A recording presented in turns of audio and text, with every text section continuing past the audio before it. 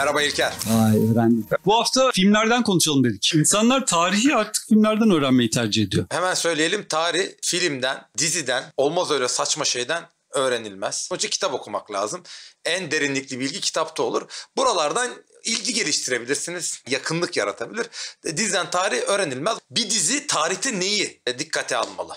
Neyi almalı? HBO'nun Roma'sı çok iyi bir dizi. Nesi iyi? Mesela içinde maddi hata var. Mesela Sezar öldürüldüğünde hem Octavianus hem Marcus Antonius aynı anda Roma'da değildi. Senaryoyu daha kaliteli yapmak, daha etkileyici yapmak için ufak tarifatlar yapıyorsanız burada bir problem yok. Ama tarihe yanlış bir bakış şey yaparsanız, mantıksız bir şey, işte Game of Thrones'ta 2 metrelik nomad yapman gibi, yani nomad ufak olur. Step'te yaşıyor adam. Tarhana yiyor. Atın yerin altına et koyup pastırma diye yiyor falan. Game of Thrones'a yapılan en garip eleştiriyi yaptın yalnız. Ya mantığı yok. Nomad ufak olur. O kadar nomad olmaz. Çırılçıplak dolaşmaz adam. Burada George R. Martin'e siz aslında Martin'e söylüyorsunuz. Öyle bilmiyorum ama bir bilgisizlik. Ya da siz işte bir gemi tipi yaptınız. Onda bir tane kürek eksik oldu. Bu önemli değildir. Ama okyanusta kürekle giden gemi yaparsanız adamı derler. Yani 6 ay bunlar kürek çıkıyordu. Suyu nereden içecek? Çünkü kürekli gemi bir hafta denizde kalabilir. Ben aslında bir sinemacı olarak onları da çok önemsemiyorum. Çok doğru. Tam dediğin üstüne söyleyeceğim. Sen sinemacı olarak bunları gözetmekten 1 gram karın varsa hiçbir diyeceğim yok. Ama hiç karın yoksa bunları düzeltmek 15 dakika bütün bir filmde. Mesela o kaslı adamda da bir şey yok çünkü o efekt veriyor. Oraya bir tane şöyle Türk koysan, Uygur Türk'ü hoşuna gitmeyecek.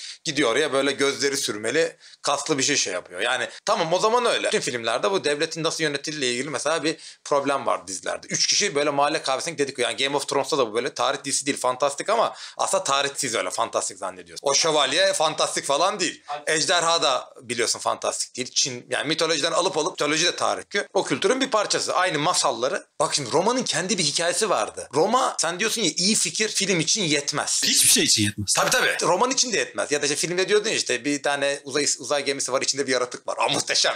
Ridley Scott'ı bulursan ve de o senaristi bulursan muhteşem tabii. Ben bir siyasi olay anlatayım. İşte Muhteşem Süleyman. Onun 5 tane taklidi yapıldı. Bir kısmında da ben danışmanlık yaptım. O zaman da söyledim, dinletemedim. Orada hikaye Kanuni Süleyman değil. Orada bir aşk hikayesi var. Güzel bir Yeşilçam melodraması var. Uzun süredir yoktu. Ona karşılık geldi. Sen bunun polisiye versiyonunu yapabilirsin. Yani öyle bir şey olması lazım. Sonuçta bir hikaye ya, bu Yunan tragediyasından beri çıkan bunun kuralları var işte. Senaryo kitapları var ya. Üniversitede sıkılınca herkes 2 tane okumuştur.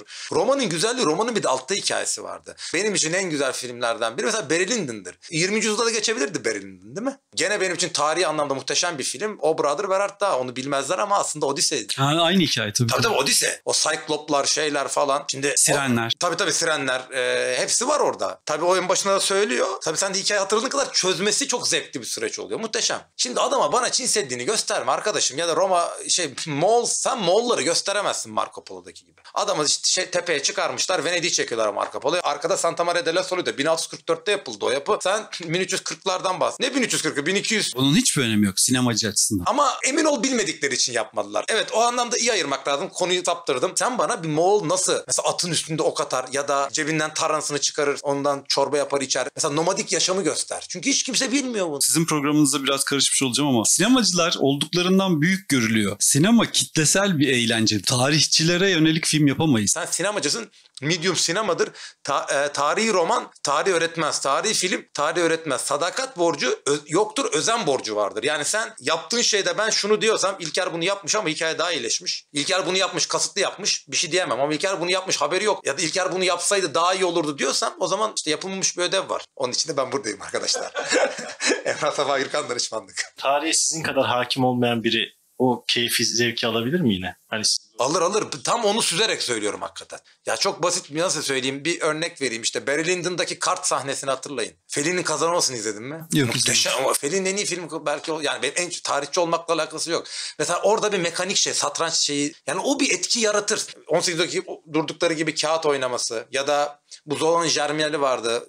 Yani oradaki o gerçeklik ya da o fantezi. Çünkü sen gerçek kadar iyi uyduramazsın. Peki şimdi ben çok tartışmalı bir filmden bahsetmek istiyorum. 300. Evet, 300. O bir kültürel emperyalizm işi.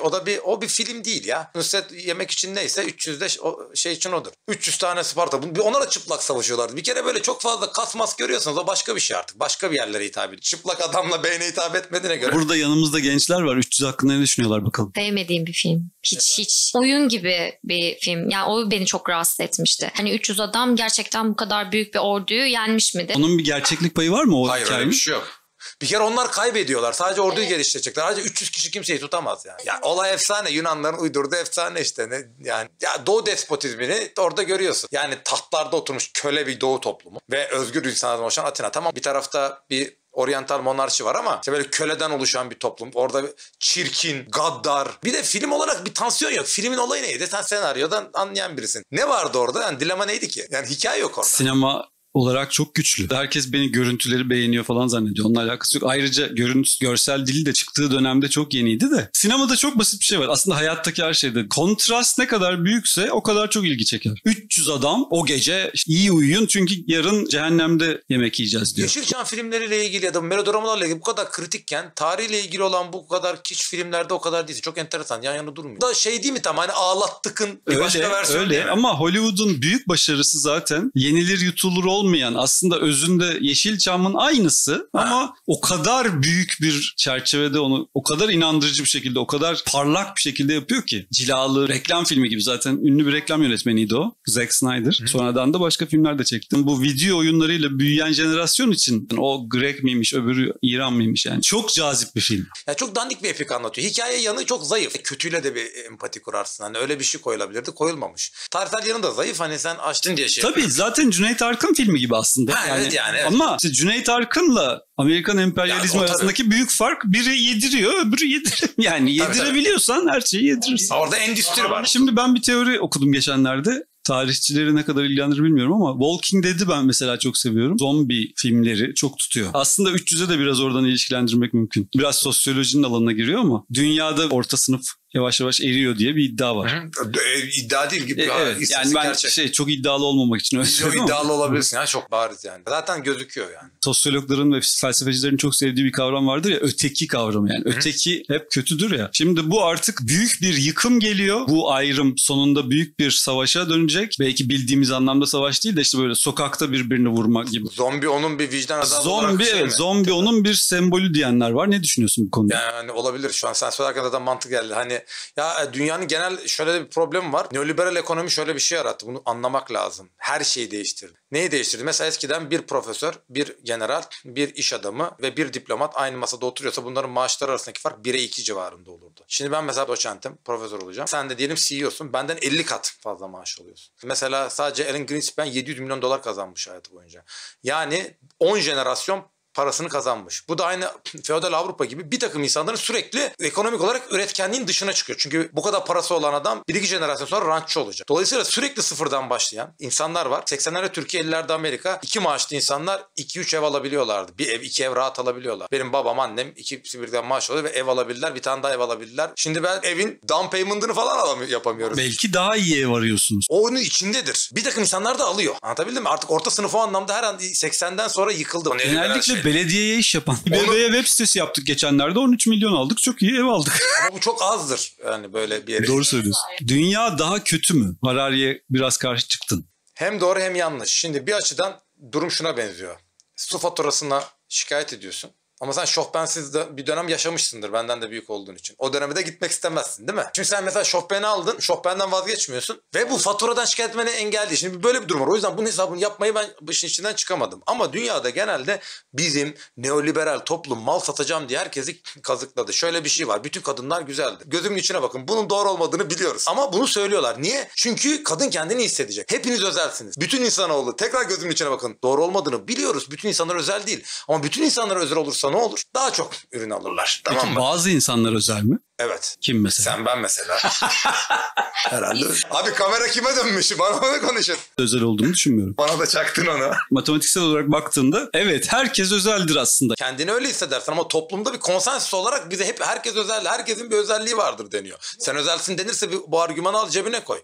Şimdi bu neoliberalizmin yarattığı bir şeydir. Bununla beraber insanlık şunu unuttu. Biz içinde veba, salgın hastalık, yoğun çapta işsizlik, sosyal hareketlere yol açabilecek bir ekonomik sıkıntının olmadığı 4-5 tane decade 10 yıl yaşadık. İkinci Dünya Savaşı'nın sonundan itibaren 70'lerde bir ara çalkalandı ama 80'lerden sonra gene insanların artık yediği ekmeğin nasıl üretildiğini unuttu. Aç kalma gibi dertlerinin olmadığı, temel ihtiyaçlarını, Maslow'un o 2 katını çok rahat inşa ettiği. O kadar rahat inşa ediyor ki oradaki sıkıntıdan gidiyor Twitter'da tekrardan o argüman piramidinin alt katlarını zorluyor. Benim bütün arkadaşlarım sanatçıydı İtalya'da. Şu anda hepsi işsiz. Sanatçılık zaten işsizlik demektir aslında. Ciddi söylüyorum bu arada. Yok bunlar da hakikaten yani sanatçı dediğim yani yoldan yani böyle enstalasyonlar oluyordu. Gidip orada işte orada uyuyorduk yani. Bu sürmez. Ama sen bireyden bahsediyorsun. Yani diyorsun ki birey, ki o bireyi de aslında orta sınıfa koyuyorsun yine. Yani orta üst sınıfa koyuyorsun. O birey daha iyi yaşıyor. Ben şundan bahsediyorum. Öldürüyorlar ya sürekli o zombileri. Bu aslında zevk veriyor. Adam öldürmenin aslında son derece normal olabileceği bir şeyin. Hatta bir de Amerikan filmi serisi var bu arada. O da iyi aklıma geldi. Purge. Trash filmler onlar. B-movie diyoruz onlara ama. Ama zaten hep o vardı ya. Bir 10 yıldır geliyordu o. Böyle sürekli birileri kafaları uçurma. Hemen Half-Life oyunları. O biraz bak çok güzel yakındın. Göçle çok kalabalık. Dünya çok kalabalık artık. Geçen bölümde kalabalık sorunumuz yok demiştin. Ben demedim öyle bir şey ya. Nasıl demedin ya? 7 milyarı besler dünya demedin mi? Yok öyle bir şey demedim.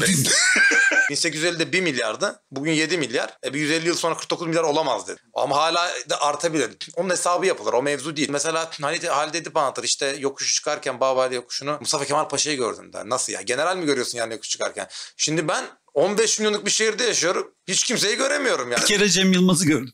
Ya onu bile göremiyorum ya. Cem Yılmaz'ı bile göremiyorum yani. Çok kalabalık. Yüz binlerce insan aynı şehirlerde yaşıyor. Dolayısıyla bunun verdiği bir anksiyetenin sonucu olabilir bence. Benim işim değil bunu söylemek gerçi ama o hissiyata arada ben de kapılıyorum. Çok fazla insan var. Harca alanının dışına çıkmış diyorlar sonra. Evet, alanın dışına. Çünkü ben YouTube'a okulda ne yapıyorsam aynısını yapmak için geldim ben çünkü. Türkiye'de tabii şöyle bir yanlış anlama var. Mesela Fazıl Say çok iyi bir piyanist ama her konuda fikri var ya. Bu referandumda 12 referandum Sezen Aksu çıktı evet diyeceğim dedi. Millet onu tartışıyor. Ya Sezen Aksu şarkıcı.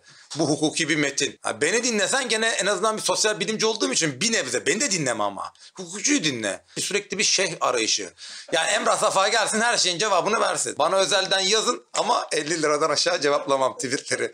Bana geçen gün kız sorununu sordu ya. Çok komikti. Diyor ki bir kıza aşığım hocam. Ama kız en yakın arkadaşımı seviyor. Ben bunu döndürebilir miyim? Hayır. Ben dedim ki sakın hemen kaç. Bu sefer iddiaya bindi şey dedi hocam göreceksiniz. yapma diyorum iddiaya girelim dedi. Ya döndürme ne istersen dedim. Bak, pozisyonunu oynayacak. Zaman bekleyecek. Orada bir kırılma olmazsa yapacak bir şey yok. Ertesi gün gitmiş konuşmuş kızla tabii sükutu hayal.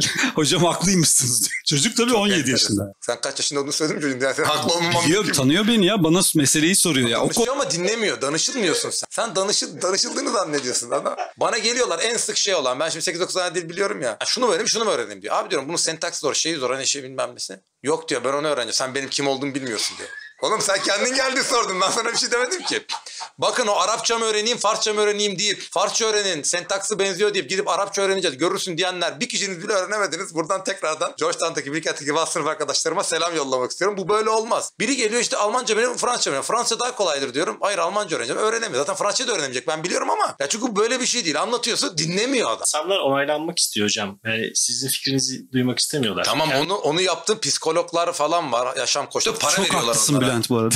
Çok haklısın Bülent.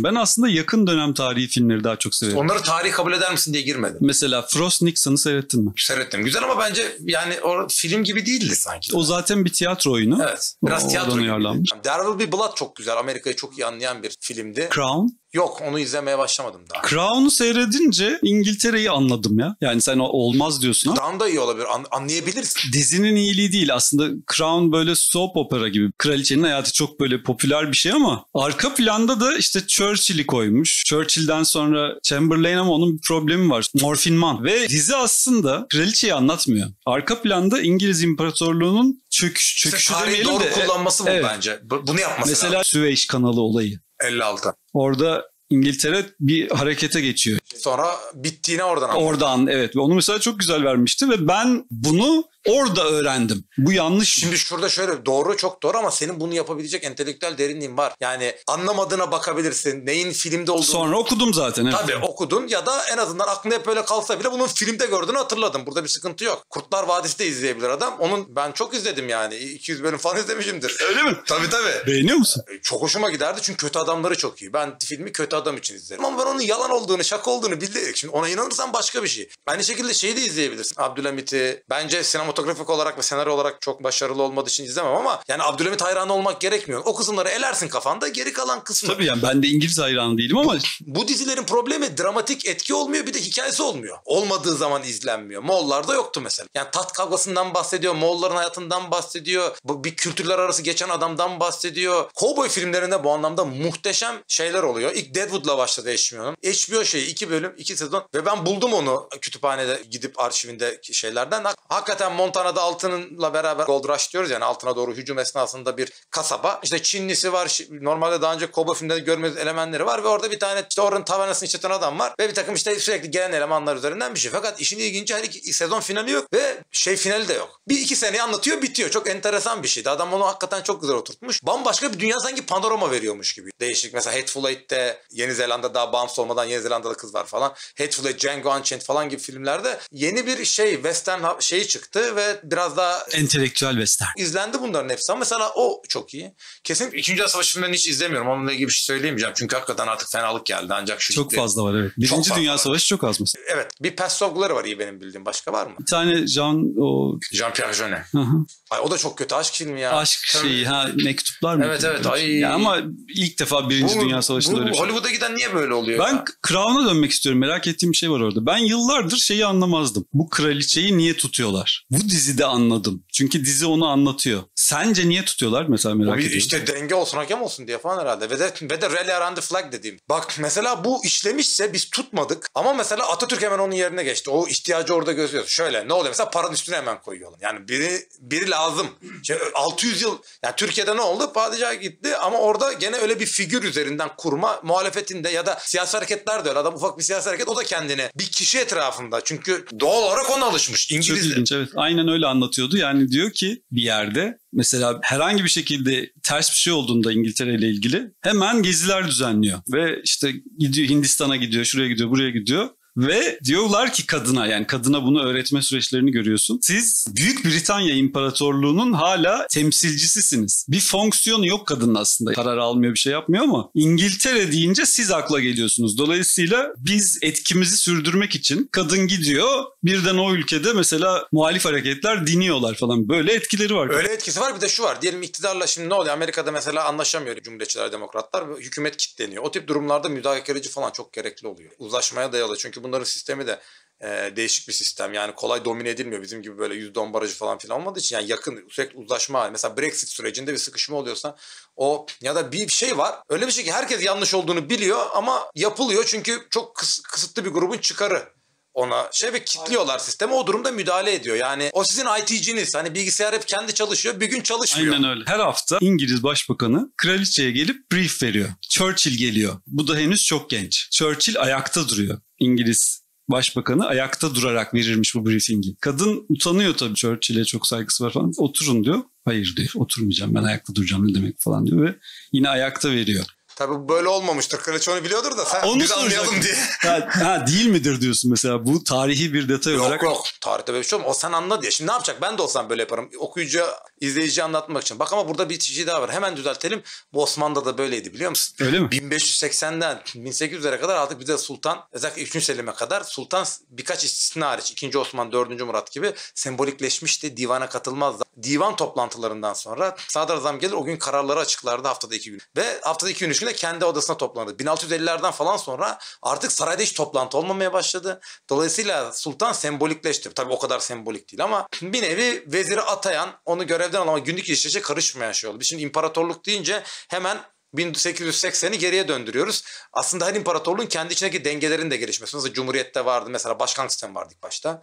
Sonra partili, yani normal Atatürk döneminde öyle bir sistem vardı. Sonra parlamentere geçildi. Çift kameraya, tek kameraya. Yani öyle düşün. İngiltere'deki şey de bir ara Osmanlı'da vardı. Çünkü çok rasyonize olan imparatorluklar bir noktadan sonra monarklarını temsili olarak kullanmakta çıkarları vardır. Niye? Çünkü adam bazen çocuk geçiyor. Sen yönetiyorsun, bir şekilde onun imajını kullanacaksın ama yönetimi de ona vermek istemiyorsun, sembolikleştiriyorsun. Burada da olan o. Şunu diyor, politikanın üstünde, partilerin üstünde bir İngiltere, yani bir anne aslında, hani mother Tabii. Queen Yani- Mother ya. Üstüne ulaştığınız bir şey var, illüzyon var. Millet de bir illüzyondur, bayrak da bir illüzyondur, kimlik de bir illüzyondur. Yaratılmış, üstünde toplumun anlaştığı bir şey. Düşün, tek tanrılı dinler hala işte yatır yapıyor, şey yapıyor, cisimleştirmesini ister. Yani Britanya insanların üstünde uzlaştığı ve aslında olmayan bir şey. Onun mücessem hale gelmesi lazım. Mücessem. Cisim olması. Cisimleşmesi. Hayır, Arapça. Mücessem cisim bir aradadır. Mesela refahtan müreffeh gelir.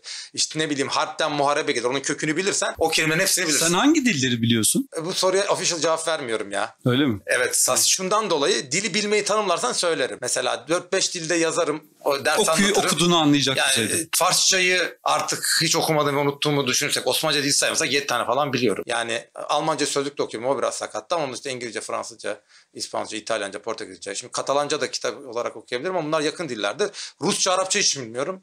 Bir soru geldi, ben çok severim. Fuat Domanis sağ olsun, o da bize kanala yardımcı oluyor. Authentics'in müziğini yapmıştı ve sürekli izleyicimiz. Coğrafya kader midir? Tabii kaderdir, biliyorsunuz. Brodel'in yarattığı bir 20. yüzyıl tarih yazım vardır. Anal ekolünün 2. kuşak temsilcisi ve 20. yüzyıl tarih yazımını değiştiren insandır. Le Pape Nouvelle Histoire diye de yeni tarihin papası ismi de verilmiştir kendisine. O tarihin katmanları olduğunu inanır. En üstteki en etkili katman en yavaş değişen coğrafyadır. Yani dağda yaşayan bir toplum dağdan ayrı anlaşılamaz. Mesela Nil etrafında şekillenmiş bir toplum Nil'den ayrı anlaşılamaz. Mesela Hidrolik Empire diye bir şey vardır. O da şu: Nil Nehri biliyorsunuz kendiliğinden her sene taşıyor. Kanallar yapman gerekiyor. Ve bu kanalları hep ayakta tutmak için çok büyük bir organizasyon gerekiyor. Bu organizasyon gereğinden dolayı da hep firavunvari merkezi hükümetler oluyor. İşte Wittfogel'ın meşhur hidrolik imparatorluklar tezi. Onun altında konjonktür dediğimiz strüktürün de bir altında ekonomi, toplumsal normlar, patenler vardır. Onun altında da günlük olaylar vardır. En yavaş değişimi göremediğin için hep göz ardı ettiğin budur. Mesela ben Akdeniz tarihçisi olduğum için bunu her zaman göz önüne almak zorundayım. Yazdığım kitaplarda falan da hep şey yaptım. Mesela ben korsanlık üzerine kitap yazsam ilk önce Akdeniz'in topografisini, coğrafyasını anlattım. Çok özel bir coğrafyası var. Mesela balık yok Akdeniz'de. Biyolojik olarak öyle. Gene bilinmez, Akdeniz birbirinden böyle kopuk yüzlerce değişik mikroklima. İşte ticareti o çok açıklıyor. Şimdi bunu bilmeden orada Selahattin Eyyubi falan anlayamazsın yani. O masal anlatırsın. Bu arada o filmi de konuşmak istiyordum ya. O güzel bir film. Ridley Scott. Ben Ridley Scott'tan ne çekiyorsa beğeniyorum. Ridley çok iyi bir yönetmen. O genellikle küçümsenir. Aslında ticari Blade filmler Runner çekiyor. ticari değil ama.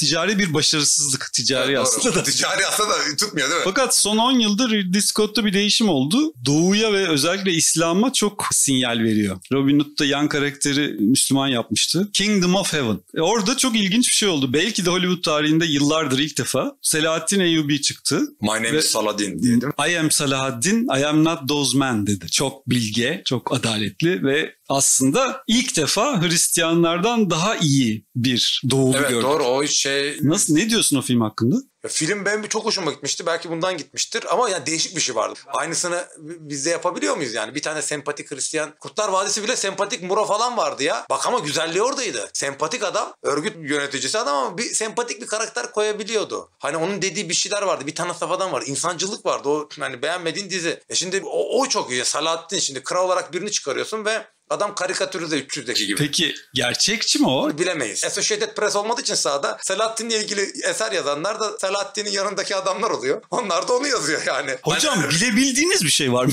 Kesin olarak. Bir şey biliyorsam o da bir şey bilemediğimdir. Age of Aphorisms diyeceğim. Aforizmalar çağı Twitter'ın. Bu Kingdom of Heaven döneminde tarih nasıl yazılıyordu hakikaten? Ya tarih el yazmasından gidiyorsun, bir tane şey var işte böyle şair mair böyle edebi eser gibi padişahım paşam gibi genelde belli formlar var, şehname formlarında ya da adam tevarihi bilmem ne diye yazıyor. Eski Osmanlı tarihleri var, kitapçılardan bulsun, o bir onu kahramanlaştırma, onun üzerinden işte savaşları anlatma, onun ne kadar iyi olduğunu anlatma, bir nevi bir övgü yani. Peki o zaman mesela Kingdom of Heaven gibi bir filmde nasıl değerlendiriyorsun tarihçi olarak? Onu öyle değerlendirmeye gerek yok. Pasaklı gözükmesin, ben nefret ederim pasaklı şeyden. İlker film çekmiş, bunda da bunu unutmuş, hikaye yani bunu unutmuş, bunu göz ardı etmiş çünkü işine yaramış dersen bir şey diyemem. Türkiye'den çok son dönemde tarih patlaması var, nedeni malum. Tarih her iki anlamda, literatür ve alegorik anlamında, mecazi anlamda da patlıyor. Her an böyle sürekli böyle gece kulübünde dans eden bir tarih alegorik olarak bunu söyleyebilirim. Bu kadar çok tarihçi yok. Yetişemiyoruz. Türkiye'de 4000 tane tarihçi akademisyen var. Twitter'da 34 bin tane var ve onlar mesela şöyle şeyler geliyor işte, hocam şunu da mı bilmiyorsunuz falan diye. Tabii bir diyalog çıkmıyor. Peki hocam şöyle bir hat mı kursak? 24 saat acil tarih hattı. Gece 3.30'da tweet atıyor adam, cevap veriyorum beğenmiyor ya. Gece 3'te cevap veriyorum arkadaş ben sana. En komiği de şu, mesela mesela biri bir şey yazıyor. Ben arada tersliyorum ama terslemem de şu.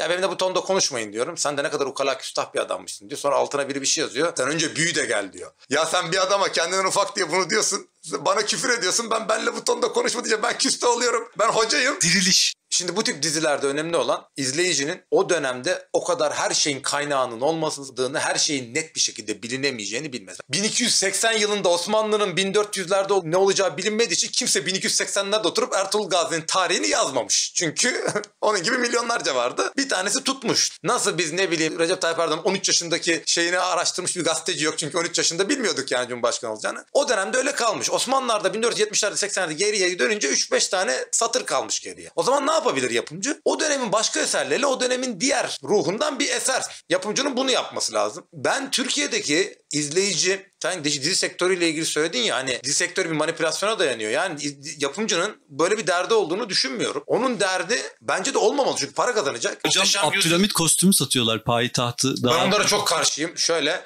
Türkiye'de hep bu laftan sonra devlet yasaklasın diyor. Ben öyle bir şey demiyorum. Yani ben onun izleyicinin istediği Türkiye'nin tam tersinde bir gelişme olduğunu düşünüyorum. Tarihin sürekli övüldüğü, ülkenin yüceldiği bir şey isteyen bir topluluğun yanlışlıkla işin karikatürize edildiği bir noktaya gelmesi. Yani Abdülhamit rolünü oynayan...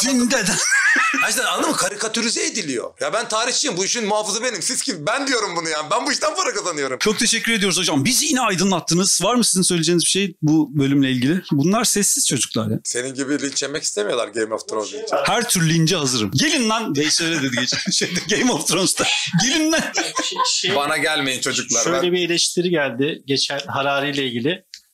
Hristiyanlığa giydiriyor, Müslümanlığa giydiriyor ama Yahudiliğe hiç dokundurmuyor kitabında diye bir şey vardı. Niye siz bundan bahsetmediniz? Soruyorum. Hocam Yahudi misiniz? Soros'la görüştünüz mü? Lütfen bunu açıklayın. Aşağı.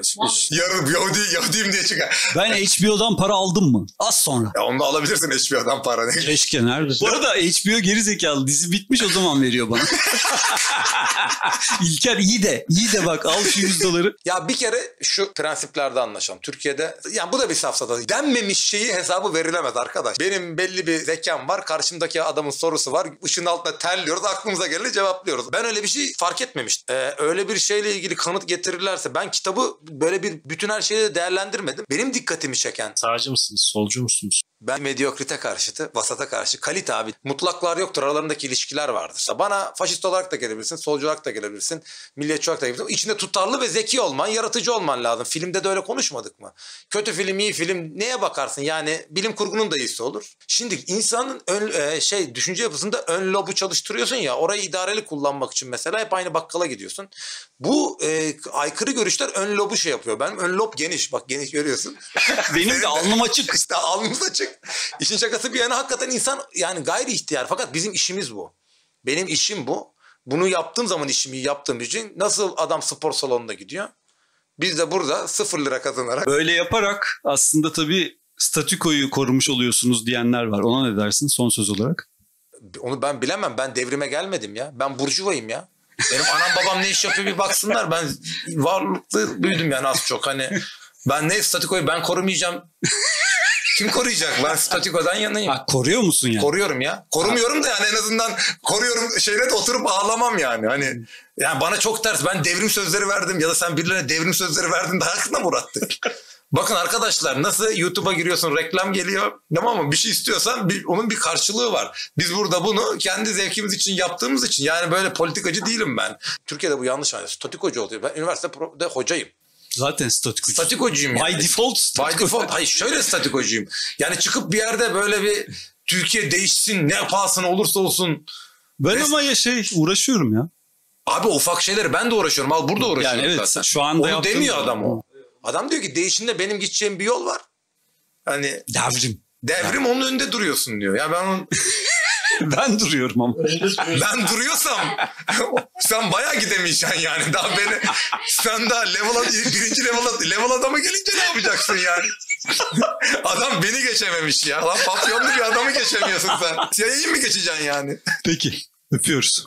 Haftaya ya da yeni bölümde görüşmek üzere. Flu TV adına bir açıklama yapayım. Sen de duy. Yani diyorlar ki bize haftada 3 bölüm çekin, yine bu aynı saçmalık başladı. Arkadaşlar vereceğim IBAN numarasına para göndermediğiniz sürece haftada 3 bölüm çekmemiz mümkün değil. Abi ya da kurgucu yollayın 2-3 tane kursun yani. Beni kurmak çok zor. Burada hakikaten 20 dakikalık bölüm 1,5 saat oldu, 2 saat olduğunu adam diyor ki da 28 dakika yetmedi hocam koy diyor. O 28 dakika değil 2 saat. Onu sen televizyonda 2 saat biz 28'e indirdik. Herkes kendi kurgusunu yapsın hocam. Herkes kendi kurgusunu. Biz hamları verelim. Evet ham mı koyalım? Kamu yararı. Haftaya görüşürüz. Sağ olun hocam.